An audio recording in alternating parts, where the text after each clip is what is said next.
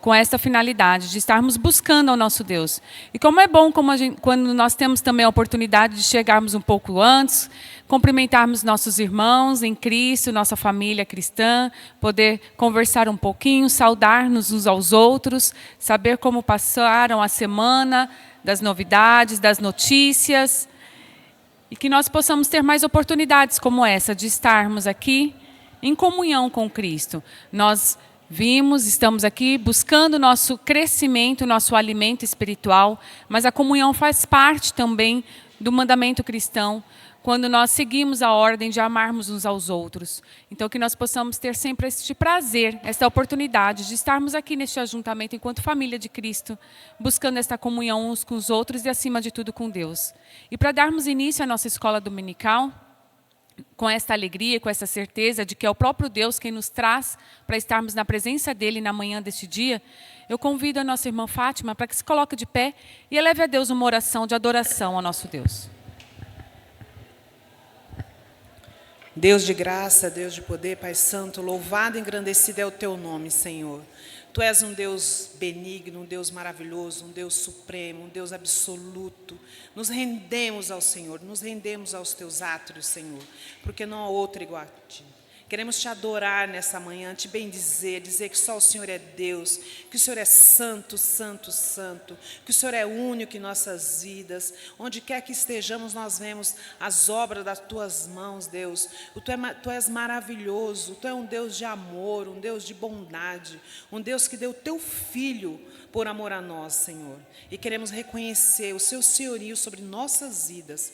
Mísero pecador, Senhor Deus, que somos, mas buscamos, Senhor Deus, Te agradar com as nossas vidas. E nessa manhã, Pai, estamos aqui, Senhor Deus, na Escola Bíblica Dominical, para aprender do Senhor, para abrir as nossas mentes, Senhor Deus, para realmente ter a Tua palavra de ré e prática nas nossas vidas, de forma clara e absoluta, Senhor Deus, para que a gente não seja levado por qualquer vento de doutrina, para que nós sejamos firmados, alicerçados na Tua palavra, que é viva e eficaz, que se renova a cada manhã quando nós a lemos, Deus. Nos ajuda, Senhor, a que nós possamos ser achados como Seus verdadeiros adoradores, que Te adorem em espírito e em verdade. É para isso que nós viemos aqui, Senhor.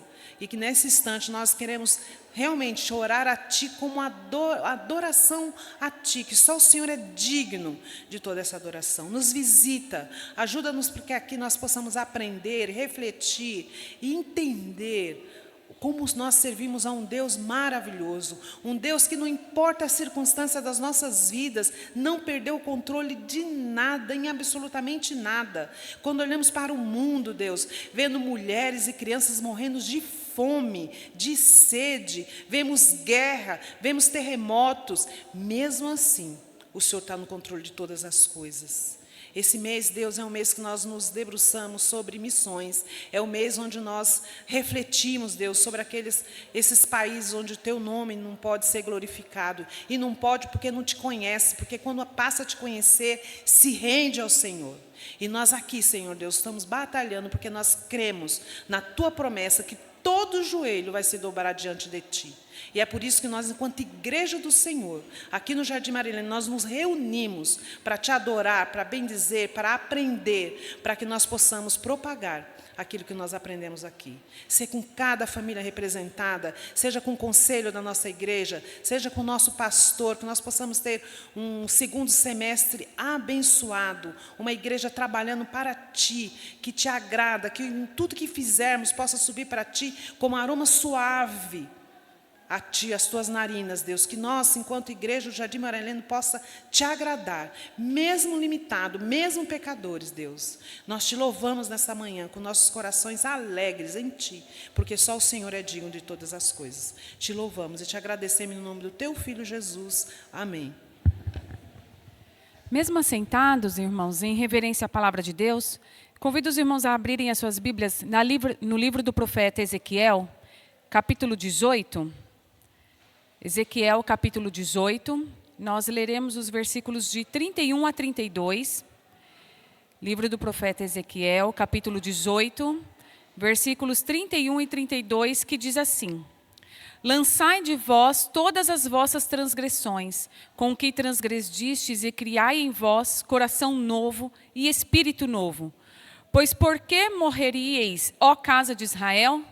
Porque não tenho prazer na morte de ninguém, diz o Senhor Deus. Portanto, convertei-vos e vivei.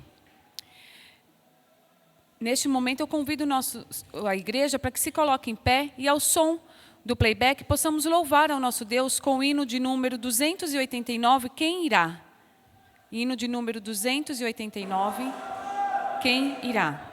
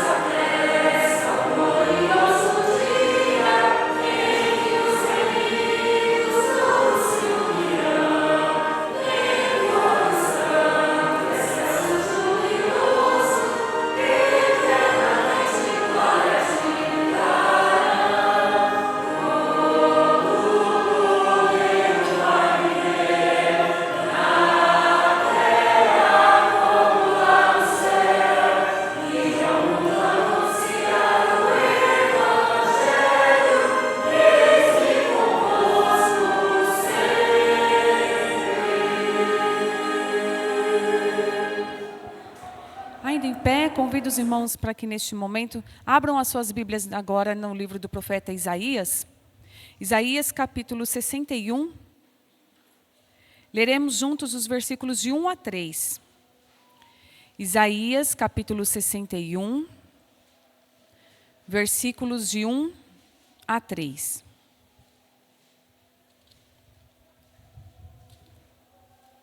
Diz assim a palavra de Deus. O Espírito do Senhor Deus, leiamos todos juntos, irmãos. O Espírito do Senhor Deus está sobre mim, porque o Senhor me ungiu para pregar boas novas aos quebrantados, enviou-me a curar os quebrantados de coração, a proclamar libertação aos cativos e a pôr em liberdade os algemados, a apregoar o ano aceitável do Senhor e o dia da vingança do nosso Deus, a consolar todos os que choram e a pôr sobre os que em Sião estão de luto uma coroa em vez de cinzas, óleo de alegria em vez de pranto, veste de louvor em vez de espírito angustiado, a fim de que se chamem carvalhos de justiça, plantados pelo Senhor para a sua glória. Amém. Os irmãos podem se assentar.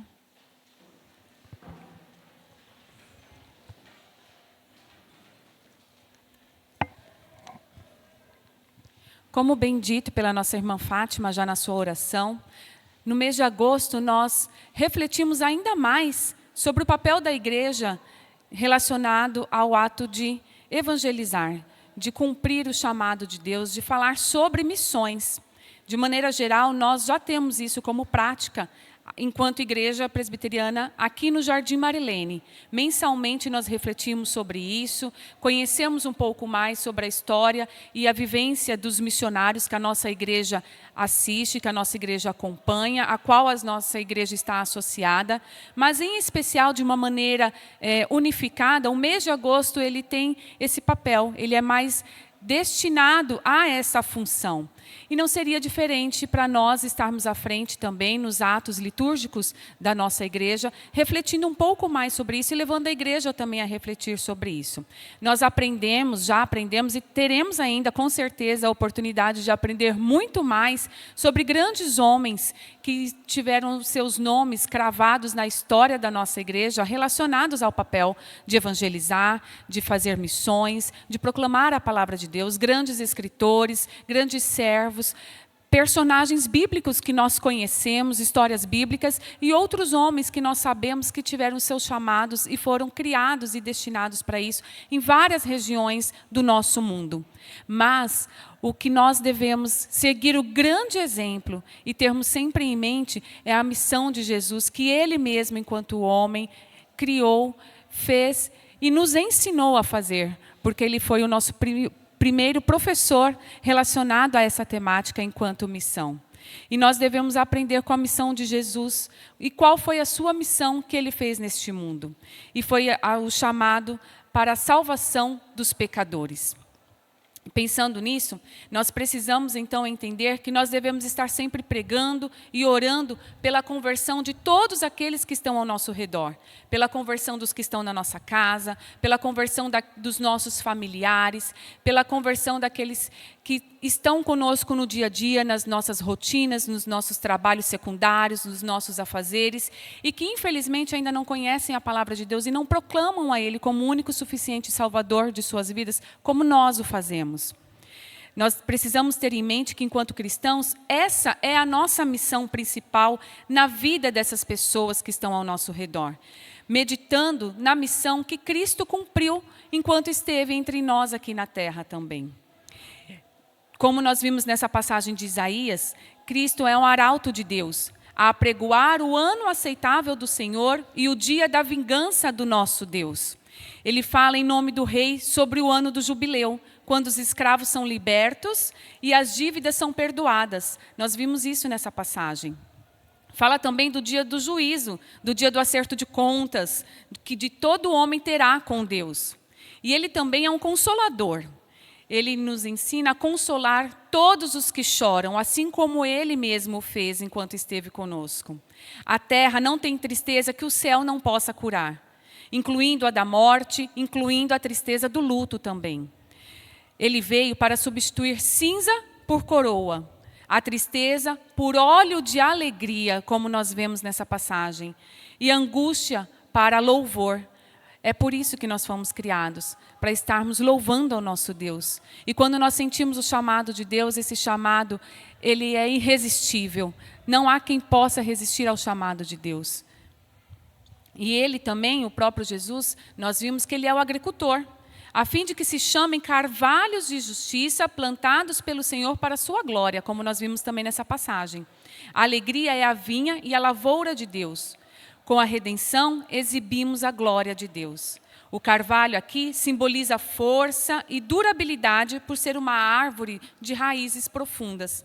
Que nós possamos estar ligados sempre a Cristo, como um ramo que está unido ao tronco. Que nós possamos estar meditando nessa passagem bíblica, entendendo também o que nós lemos também lá no início da liturgia, que se encontra na passagem de Ezequiel 18:31. Que Deus ele não tem o prazer na morte do ímpio e nem na sua condenação eterna. Muito pelo contrário. Ele tem misericórdia por todos nós. E Deus convida o ímpio também a se converter. E para isso é que nós somos chamados, para isso é que nós somos usados também, para estarmos falando de Deus àqueles que ainda não proclamam e não conhecem a Deus como o único e suficiente Salvador de suas vidas.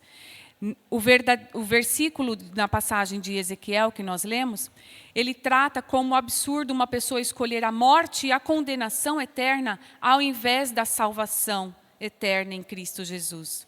E Deus clama do céu e a sua voz se faz ouvir nos 4 cantos da terra, para que se arrependam e para que vivam diante e de acordo com a vontade de Deus. Que nós possamos ouvir também cada vez mais esse chamado, que nós possamos cada vez mais também nos arrependermos dos nossos pecados e procurarmos viver uma vida em santidade com o nosso Deus. E assim nos sentirmos usados e nos deixarmos ser usados para falar de Deus aos 4 cantos da terra, onde quer que eles nos coloquem para falar.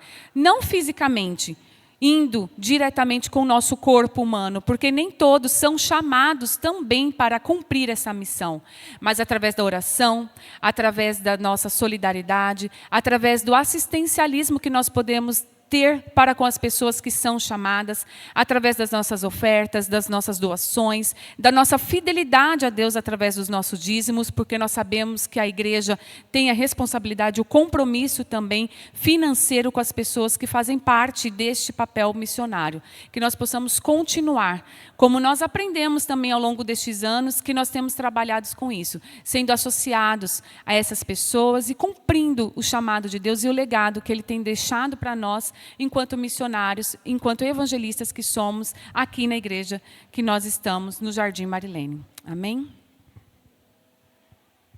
Neste momento eu peço ao nosso irmão Guilherme que se coloque de pé, leve a Deus uma oração de gratidão, refletindo mais uma vez sobre este mês, a qual adentramos, que é diretamente relacionado a missões, e também já rogando as bênçãos de Deus sobre a vida dos professores desta manhã. Senhor nosso Deus, nós te agradecemos por mais um dia, por mais uma manhã, onde o Senhor reúne o seu povo para louvor e adoração ao teu santo nome. Pai, um dia fomos alcançados por essa glória, anunciada por bocas das quais o Senhor elegeu, para que pudessem falar, Pai, para os perdidos. Assim, Pai, nós oramos e pedimos que o Senhor abençoe a sua igreja, para que ela possa frutificar, cada vez mais se expandindo, anunciando o teu evangelho para povos desconhecidos e para povos que até conhecem a tua palavra, mas ainda não foram alcançadas plenamente. Pai, que o Senhor abençoe o campo de missão da igreja, né? Que possamos atuar piamente, Pai, cotidianamente nas missões, Pai. Seja abençoando os nossos missionários que estão em campo, atuando continuamente, seja também, Pai, fazendo a nossa parte, anunciando o seu evangelho nas nossas escolas, faculdades, trabalhos, nas nossas famílias, sendo exemplos, Pai, que produzem, Pai, no coração dessas pessoas um desejo de conhecer mais sobre Ti, mas também que possamos falar, anunciar o Teu evangelho, que possamos fazer o Teu nome conhecido nessa sociedade, Pai.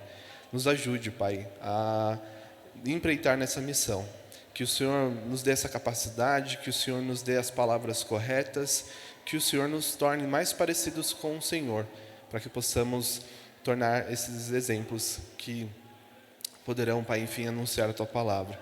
Nós também oramos e rogamos, Pai, pelos professores de hoje, que estarão ministrando a Tua palavra, que estarão ensinando sobre os Seus preceitos, que o Senhor nos ajude, Pai, enquanto igreja, a absorver esses ensinamentos e pôr todos eles em práticas, Pai.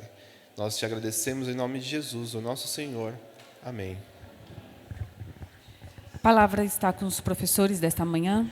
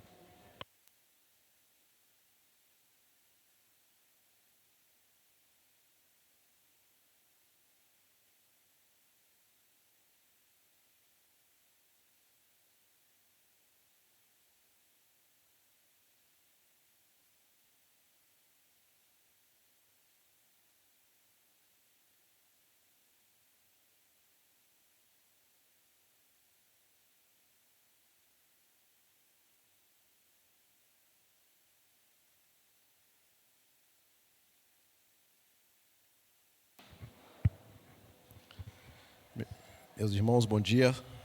Graça e paz a todos. Estamos aqui com mais uma missão dada pelo reverendo Tiago para trazer o estudo nesta manhã da Escola Bíblica Dominical aos irmãos. Eu queria ler alguns versículos que se encontram aqui no livro de Ezequiel.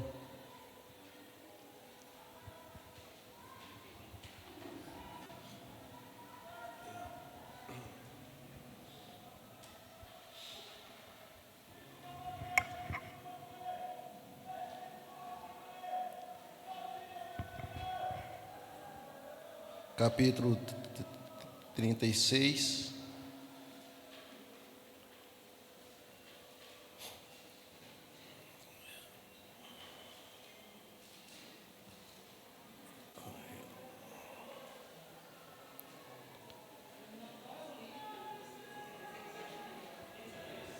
Ezequiel, capítulo 36. Só estou procurando.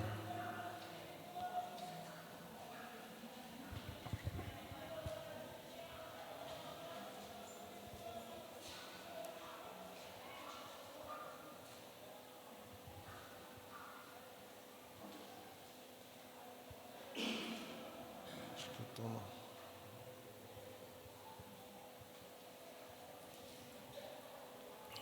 Se não me engano, é o versículo 28. Está muito alto.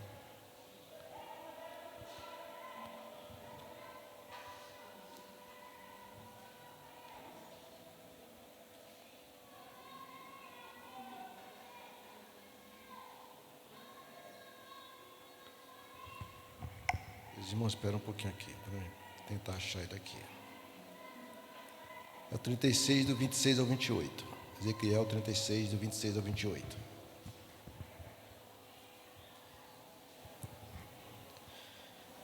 Que nos diz assim: Dar-vos-ei um coração novo, e porei dentro de vós um espírito novo. Tirarei de vós o coração de pedra, e lhes darei um coração de carne. Porei dentro de vós o meu espírito, e farei com que andeis nos meus estatutos, guardeis os meus juízos e observeis.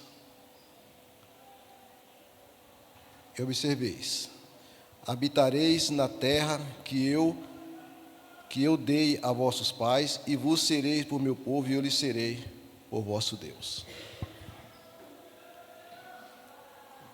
Meus irmãos, hoje nós, pela a bondade do Senhor, eu sei que os irmãos estão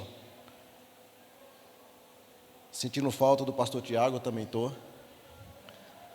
Gostaria que ele tivesse dando essa aula, para nós estar aprendendo mais da palavra do Senhor, através da vida do reverendo. Mas Deus, por bondade, tem chamado pessoas e tem habilitado outras pessoas para também estar fazendo isso na casa do Senhor. A obra do Senhor, ela não para, Deus é quem capacita, e todos nós necessitamos da capacidade do nosso Senhor, do nosso bondoso Deus. As outras aulas que a gente tivemos aqui há uns meses atrás, ano passado, não sei, esse ano eu não lembro ainda, a gente estava estudando, nós estávamos estudando, vou trazendo aqui para a igreja, sobre as doutrinas da graça, que seria a ordem da salvação na vida do ser humano, na vida do povo de Deus. E nós entendemos que o homem ele é totalmente depravado, vamos dizer dessa forma, que é o que nos traz os 5 pontos. O homem é depravado, o homem ele carece da bondade de Deus, e se sem essa bondade do Senhor na vida do ser humano, nenhum de nós ou nenhum do seu povo seria salvo. Tem algumas outras crenças ou até mesmo outras teologias que as pessoas não creem dessa forma. Creem que Deus ele age, mas não é Deus que age do início ao fim.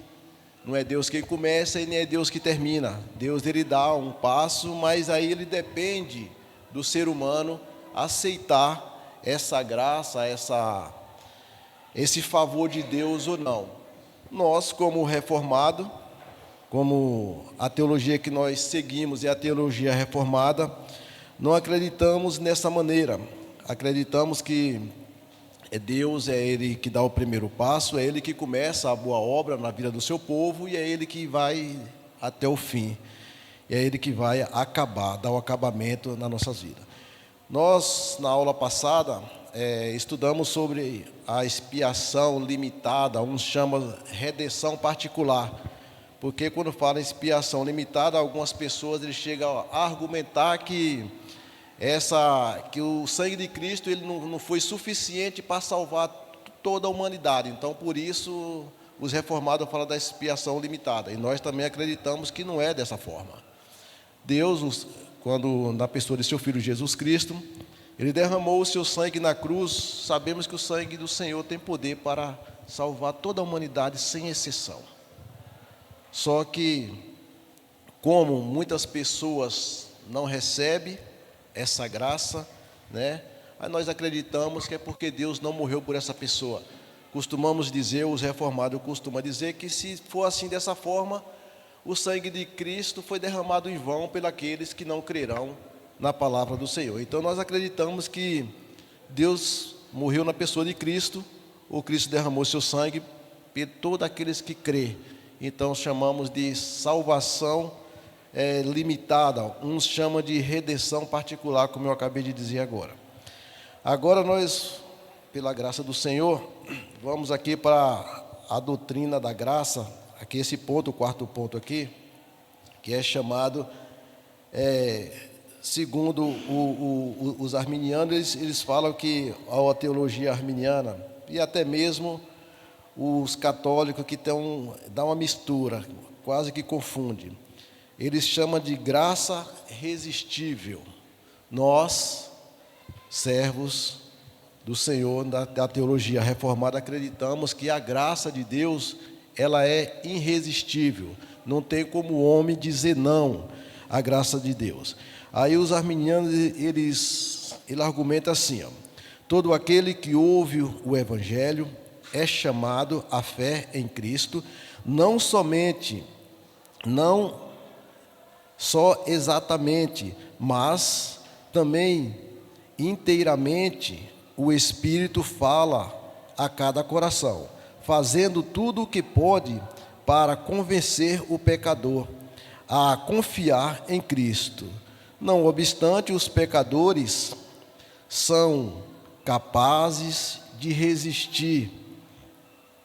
Aí quer dizer que, tipo assim, que essa graça, esse não obstante, quer dizer, essa graça não impede os pecadores de resistir ao Espírito Santo e não seres regenerados, a menos até que se arrependam. Em outras palavras, a aplicação da obra salvífica de Cristo pelo Espírito Santo é condicionada à aceitação prévia do Evangelho pelo pecador. O Espírito Santo não pode dar nova vida espiritual aos pecadores se não estiver disposto a recebê-lo. Quando eles falam isso, que o Espírito Santo, os irmãos, alguns dos irmãos, eu acredito que já ouviram de alguma pessoa, que eles falam que o Espírito Santo de Deus, ele é educado. Ele não faz aquilo que a pessoa não quer, vamos dizer assim, a pessoa não quer. Eu faço uma pergunta aqui para os irmãos, que não precisa de resposta se ninguém quer responder. Imagina só um rei, que ele tem o seu servo, o seu súdito, aqueles que o servem, e o rei ele dá uma ordem ou faz um pedido, que seja de forma de pedido para aquela pessoa. Tem como essa pessoa que serve esse reino, ou esse rei, falar não para aquele que é seu dono? O que é que os irmãos acham disso? Essa resposta fica fácil de a gente responder. Não tem como um rei dar uma ordem ou dar algo para você fazer, e nós, como súdito desse reino, ou e falar não. É para esse rei falar que não vamos fazer. Nós temos um dono. A palavra servo, como os irmãos bem sabem, no grego, ela quer dizer escravo. Outrora, meus irmãos, nós, como servos, como não era servo de Deus, nós tínhamos um dono, como eu já falei isso aqui antes, e esse dono mandava em nossas vidas. Nós era obediente a esse dono. Às vezes vamos dizer que algumas coisas a gente fazia, porque no momento isso era bom para nós, mas a consequência não era boa, era ruim. Mas nós obedecia. Nós somos libertos daqueles que nos oprimia, daquele que nos trouxe da morte para a vida. Outrora, quando nós estávamos vivendo sobre o jugo desse rei ou desse dono, nós sofríamos danos, e o final dele ia ser terrível se assim nós continuássemos. Hoje, nós servimos a outro reino. Nós servimos a um rei que nos libertou dessa opressão. E como é que, quando esse rei dá uma ordem para nós vamos falar não? Eu entendo que, pela palavra de Deus, que isso não é, vamos dizer assim, essa pessoa não tem esse poder, ou essa autonomia, que alguns chamam de livre-arbítrio. Eu estava lendo um livro de Hermann Bavinck, que os irmãos conhecem, sobre o pelagianismo, semi-pelagianismo. Se a gente for trazer, se nós, os irmãos, me perdoa o português, tá? Vocês vão me corrigindo aí. Se nós trazer isso para nós, para o nosso entendimento, nós vamos compreender que essa doutrina aqui, ela vai estar bem parecida com eles, com a doutrina do semi-pelagianismo. Porque eles acreditavam que Deus, ele chamavam as pessoas através da sua palavra, só que esse chamado ele não era um chamado interno, era um chamado externo. Só que havia uma infusão nessas pessoas, que essa infusão aconteceria, alguns falam que há uma divergência entre eles, mas fala que é no momento do batismo, quando a pessoa, os romanos, recebia o batismo. Eu estou falando da religião católica. Ele recebe o batismo. Então, quando ele recebe o batismo, ele recebe a infusão, essa graça. Só que o livre-arbítrio dessa pessoa vai falar se ele vai aceitar ou não. Essa vontade não está em Deus, não está inteiramente em Deus e transformar o coração do homem, mas está na pessoa aceitar ou não aceitar. E aí eles vão falando que a partir das boas obras que eles vão fazendo, fala que o homem ele pode praticar boas obras sem Deus. Eu vou perguntar para os irmãos: o homem sem Cristo, ele pratica boas obras? O que é que os irmãos acham? Pratica. Ele pratica boas obras. Mas essas boas obras dá a ele o direito de salvação? Então a gente entendemos que boas obras o homem pratica. Sabemos que nem todos os homens eles são num caráter péssimo, vamos dizer assim, trazer para a nossa vida moral. Tem um caráter péssimo. Muitas pessoas não crentes, você chega diante de uma pessoa dessa e fala assim: não, cara, essa pessoa faz tanta coisa boa, por que não é crente uma pessoa dessa? Por que ele não é crente? Aí se você conversa com ele em relação à crença a Jesus Cristo, ele fala que não acredita.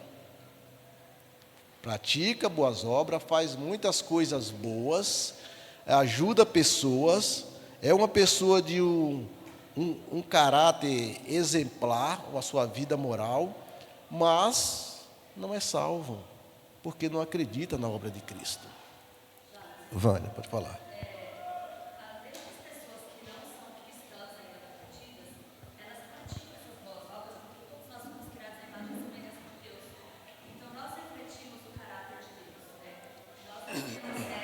Para refletir a bondade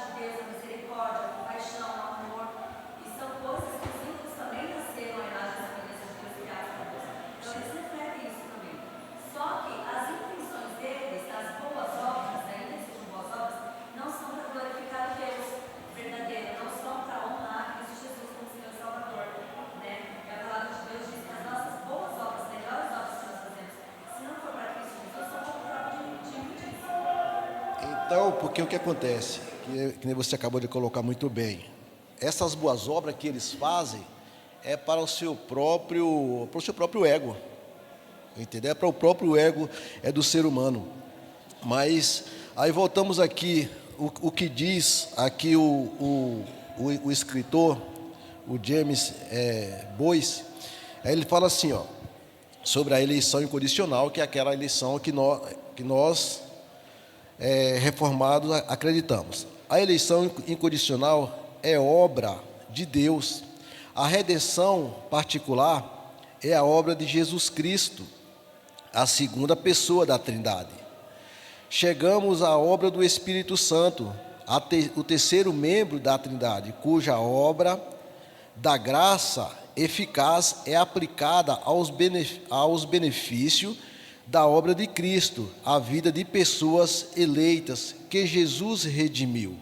No entanto, novamente, as palavras em si são enganosas, porque elas não querem dizer que Deus nos arrastará. Aqui o que ele quer dizer aqui que o que acontece? Quando nós falamos de graça irresistível, tem pessoas que já falaram isso para mim também, e com certeza já falaram para algum de vocês.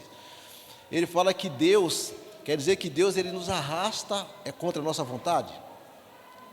Não é dessa forma que acontece, mas as pessoas acreditam que Deus, ele operando a sua graça em nós, ele traz o ser humano contra a sua vontade. O ser humano, ele vem arrastado, de forma que ele não quer, mas ele vem. E nós acreditamos em quê?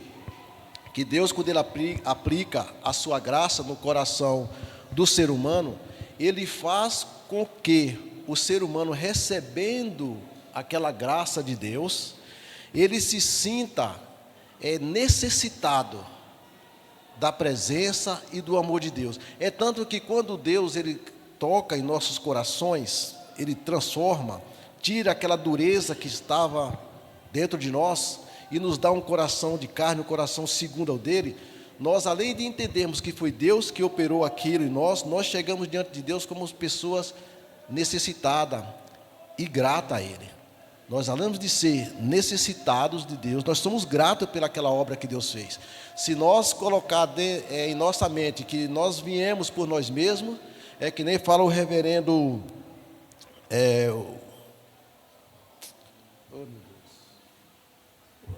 Gerson, me lembra aí... Não é Hernandes, não, meu Deus do céu, tão fácil o nome que a gente discutiu um dia desse sobre a culpa do pecado. Você se está lembrado? É que tem o filho Júnior e o pai, o Júnior e o pai. O Heber, meu Deus do céu, coisa tão fácil. O Heber Júnior, ele fala que quando nós entendemos que é Deus que age, que é a graça de Deus que move o nosso coração, isso tira do ser humano o ego, tira do ser humano aquela altivez. E quando nós não entendemos nessa parte, nós chegamos, a gente fica cheio de si, meus irmãos. Achamos que qualquer coisa boa que nós venhamos a fazer é porque nós somos bons. É porque nós somos bons. Fala, cara, que coisa boa eu fiz agora. Gente, não é porque você é bom. Se você fez tal coisa boa, é porque Deus, por sua bondade, Ele mudou isso dentro de você. Isso foi mudado, pelo próprio Deus. Pode falar, Jefferson.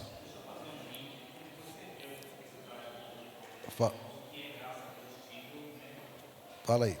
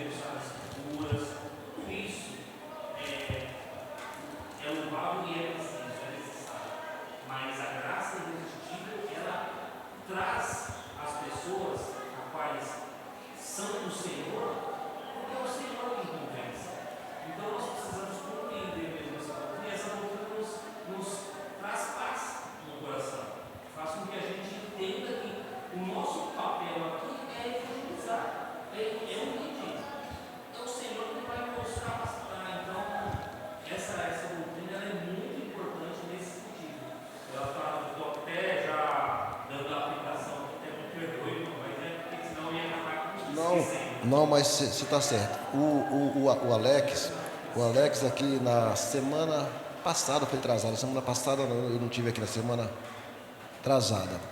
Ele fez uma pergunta. Pode.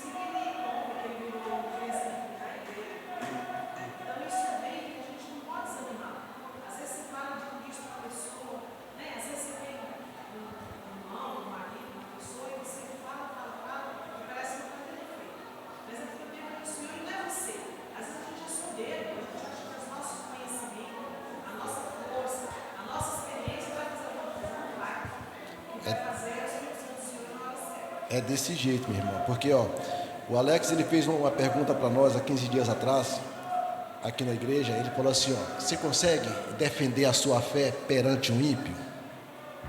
E quando a gente conversando aqui, nós entendemos que até conseguimos defender a nossa fé, só que ao defender a nossa fé, ou falar daquilo que Cristo fez por nós, ou quando nós pregamos o Evangelho, que a irmã acabou de falar, às vezes nós ficamos ansiosos, achando que é na hora que nós queremos, e não é, porque quem faz a obra é o Espírito Santo de Deus.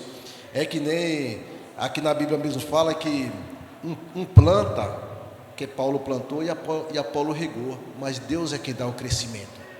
Então, isso nós não conseguimos fazer.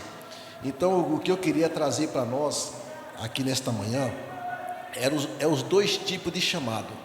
Nós sabemos que tem dois tipos de chamado. Os irmãos sabem qual é esse tipo de chamado que temos, Alex? Chamado externo e chamado interno. Chamado externo é a pregação do Evangelho, chamado interno a obra do Espírito Santo no coração do ouvinte. Não vale que você é professor. Eu estou brincando, Alex. Não, é o chamado externo e o chamado interno. Aí vamos aqui para Mateus capítulo 11 e versículo 28. Aqui nos diz assim: vinde a mim todos que estão cansados e sobrecarregados, e eu lhes darei descanso. Aí tem outro versículo também que vai aqui em João, capítulo 7, versículo 37. Se alguém tem sede, venha e beba. Aqui nós vemos esse chamado aqui, quando Cristo fez esse chamado aqui. Esse chamado, ele é um chamado externo ou um chamado interno? Esse chamado aqui, meus irmãos, segundo o nosso escritor, é um chamado externo. Ele fez esse chamado para todas as pessoas ouviram esse chamado de Cristo. A todas as pessoas daquela época que estavam ouvindo os sermões de Cristo. Então, quando Cristo fez esse chamado aqui, ele fez para todos. Mas todas as pessoas foram salvas? Nós cremos que não, porque o que acontece com essas pessoas, muitas dessas pessoas quiseram matar o mestre e chegaram ao ponto de matar. Então, agora uma pergunta que eu vou fazer para os irmãos aqui também, e eu quero a interação dos irmãos, porque para a nossa aula ficar um pouco mais dinâmica.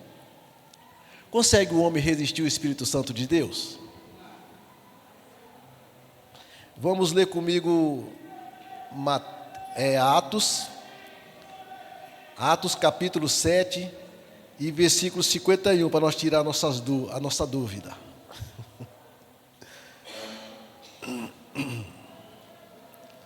Quem achou e quiser ler, fica à vontade. Atos capítulo 7, versículo 51.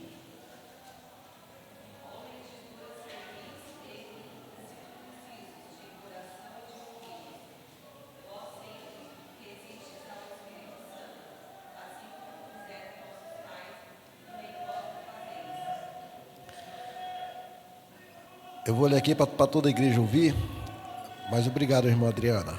Homens de dura cerviz e incircuncisos de coração e de ouvidos, vós sempre resistis ao Espírito Santo, assim como vossos pais também vós o fazeis.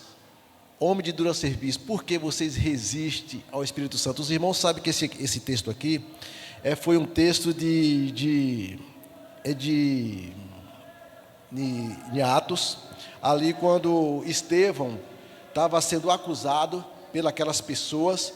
Então Estevão começou a debater com eles, e a Bíblia fala que eles não conseguiam resistir os argumentos ou a pregação de Estevão. E aí Estevão fala essas palavras: homens de dura cerviz, até quando vocês resistem ao Espírito Santo? Agora vamos para Atos capítulo 9, versículos 5 e 6. E no meio dessas pessoas estava o apóstolo Paulo, tá, meu irmão? Atos 9, 5 e 6.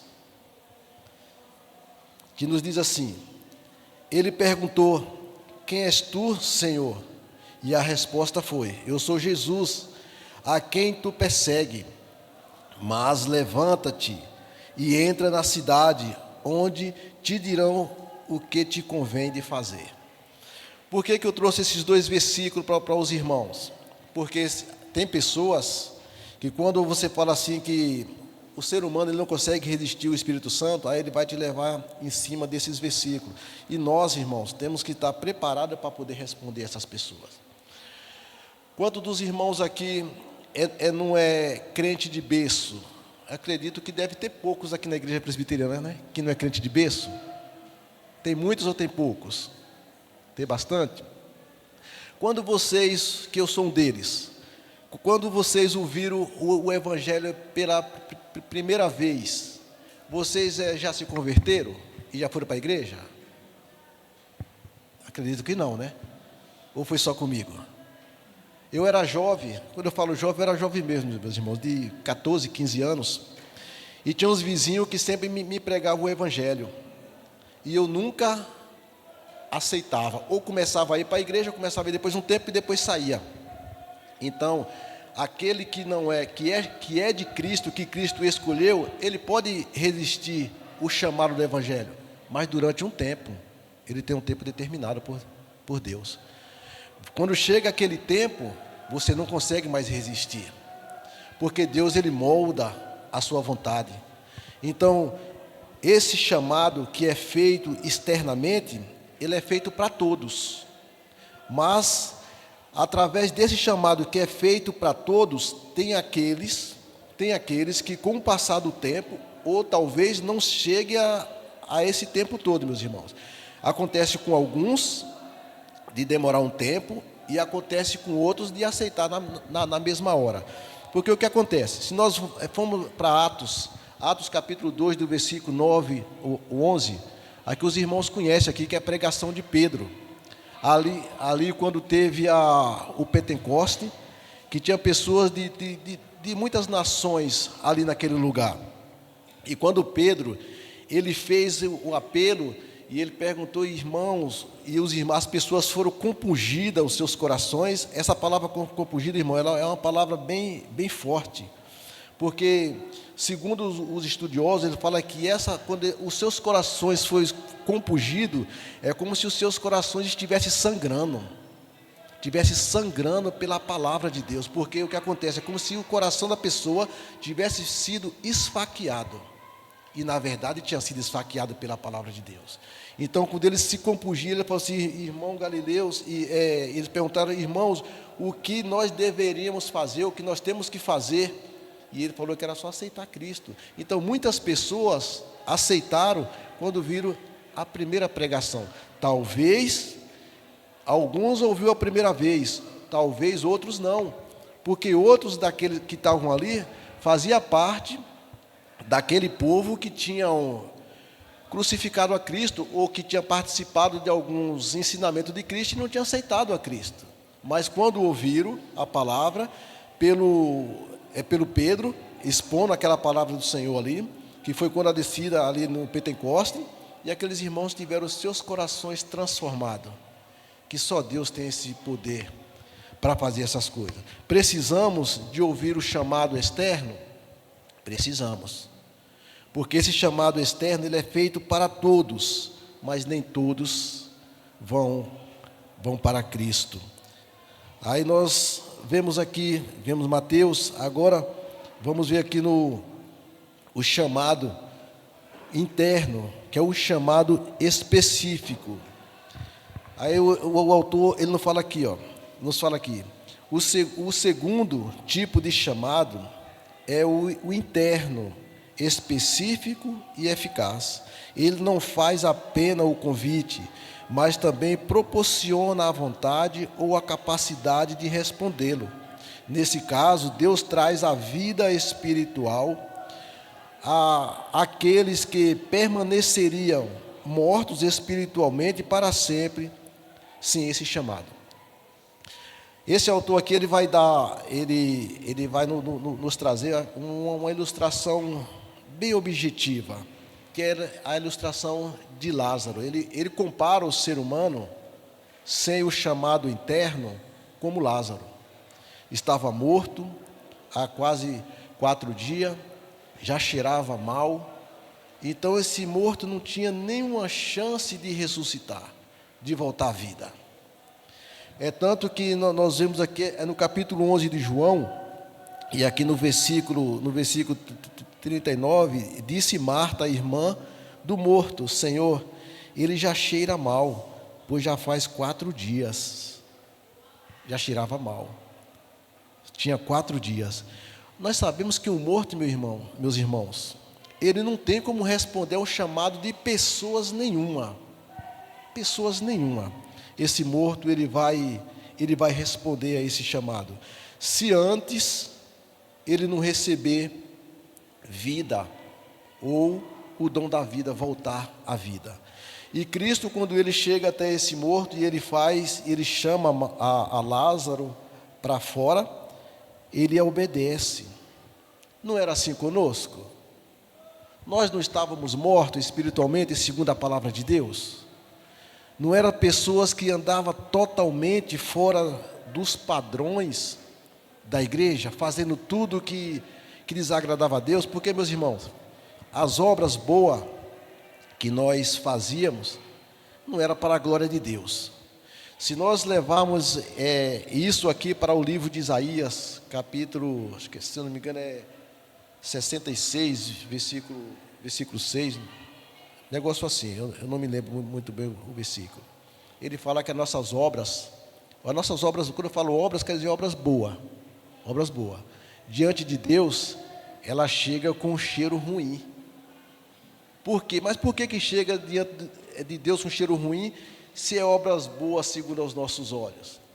É que nem disse a irmã Vânia, porque ela não é feita para a glória de Deus.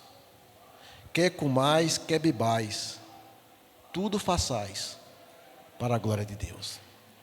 Então, tudo que nós fizermos, se for para a glória de Deus, ela vai chegar diante de Deus como um cheiro suave às suas narinas, como a oração da nossa irmã Fátima. Mas se nós fazemos as coisas, não para a glória de Deus, mas para nós ser visto, infelizmente essas obras, para Deus, ela não tem valor. Ela não tem valor nenhum.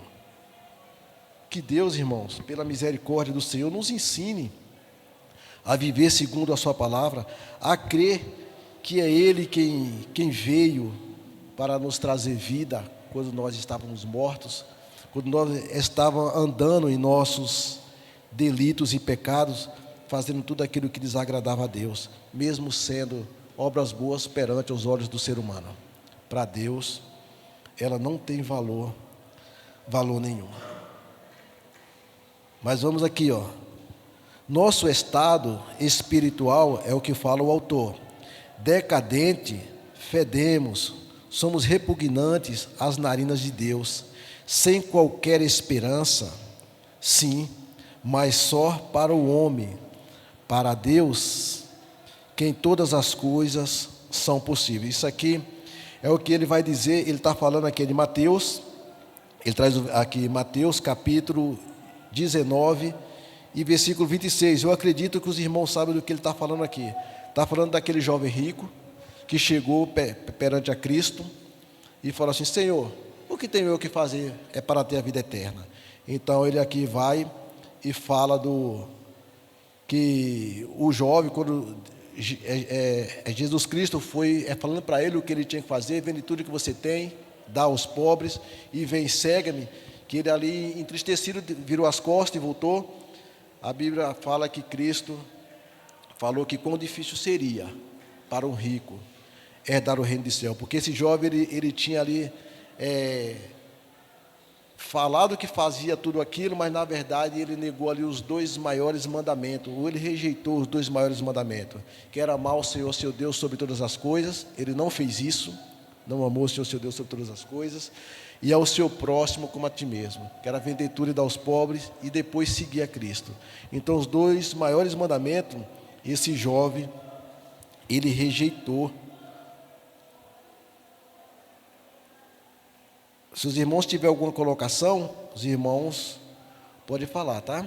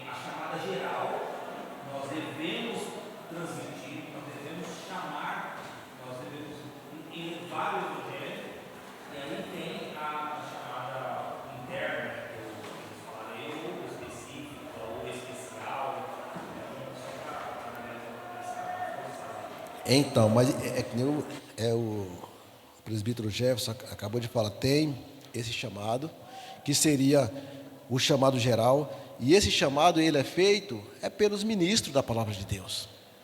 Ele é feito pelos aqueles que que sai, nós chamamos, o que o autor aqui fala, de missionários que pregam a palavra de Deus, os pastores que estão pregando a palavra de Deus com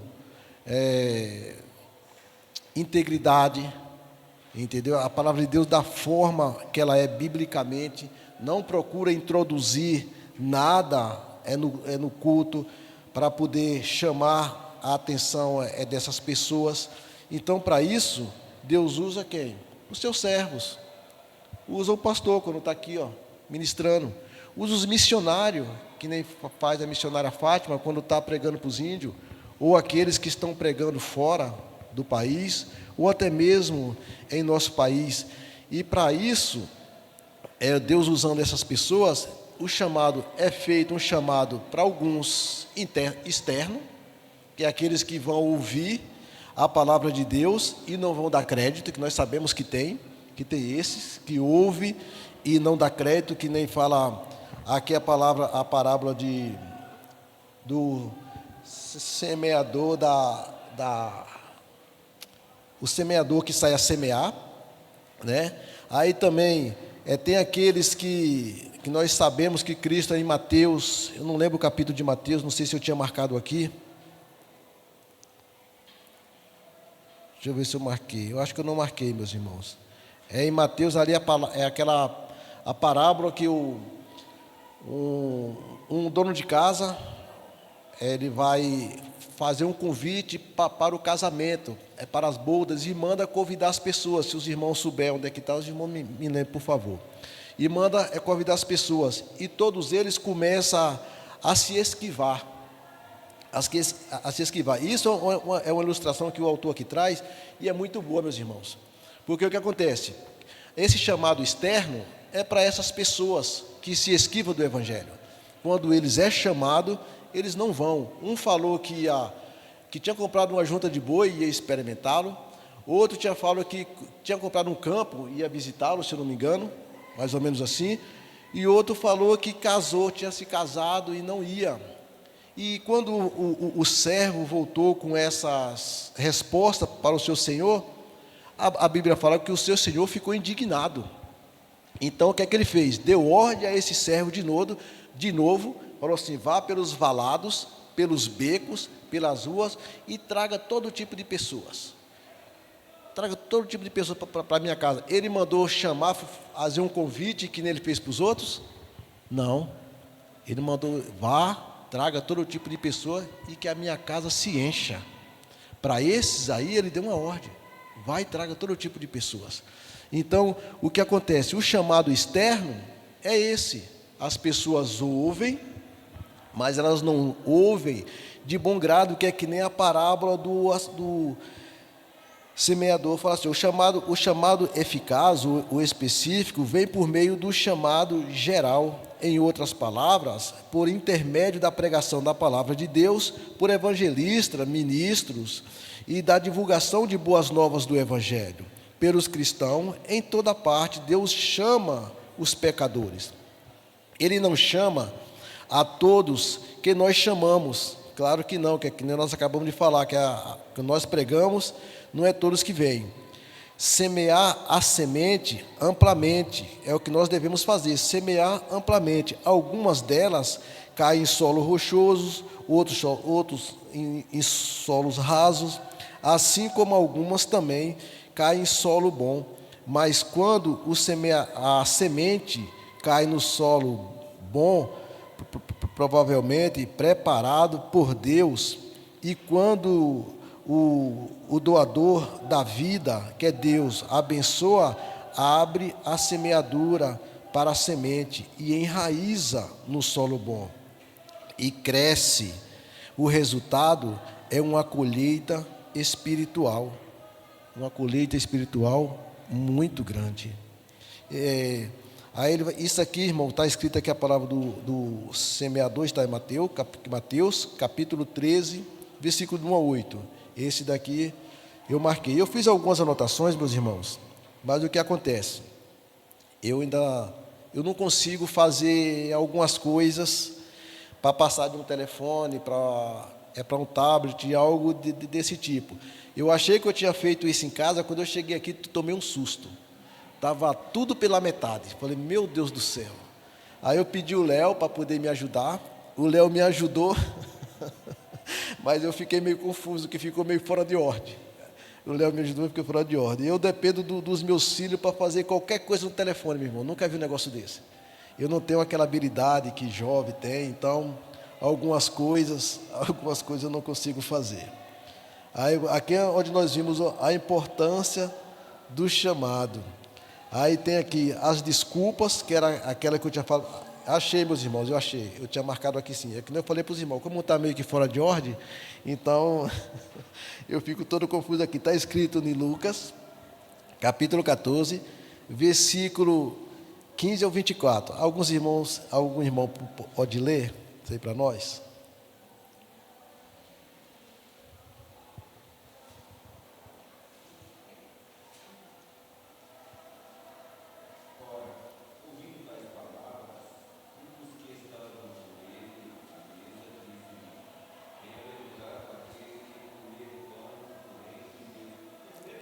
É Lucas 14, 15 a 24?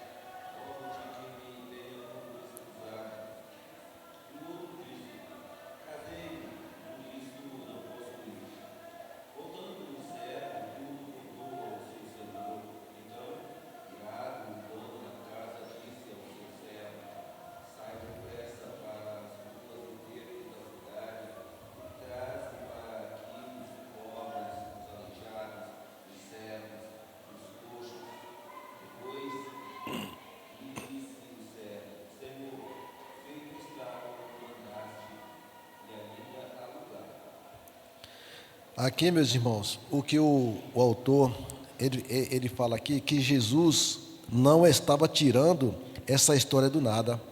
Essa era a maneira como as pessoas da sua época realmente respondia ao chamado. Elas não queriam receber o convite, elas o rejeitaram, preferiram seguir o seu próprio caminho. O autor aqui ele vai dar uma ilustração, meus irmãos, sobre um jornalista. Acredito que esse jornalista seria de lá da sua época ou do seu país. Ele falou que esse jornalista ele tinha um provérbio que ele levava com ele. Falava assim, ó: mostre um farol às pessoas e elas o seguirão. Aí ele fala aqui, ó: dê luz às pessoas e elas os encontrarão o caminho. Meus irmãos, faltam 5 minutos. E elas encontrarão o caminho. A ideia é que as pessoas cometam erros tolos e tomem o próprio caminho. Mas ele fala que isso não acontece de verdade. Porque se acontecesse, naquela época, Jesus era o farol. Jesus estava diante das pessoas. Mas as pessoas, elas não seguiram. Elas preferiram a seguir o seu próprio caminho. Então, para elas receber a salvação, ou para elas receber a transformação que Deus o traria através de Cristo, eles precisariam receber ou ter o seu coração novo, tirar daquele coração que nós chamamos de coração de pedra, né? Coração de pedra, e ali onde o Senhor dá um novo coração para aquelas pessoas. Aí ele fala aqui um pouco aqui, eu quero ler esse trecho aqui para os irmãos, que nós já estamos chegando no final. Talvez a melhor discussão acerca do chamado eficaz esteja, isso aqui é John Murray, tá? Ou John Murray, como os irmãos quiser chamar. Eu não sei falar inglês mesmo.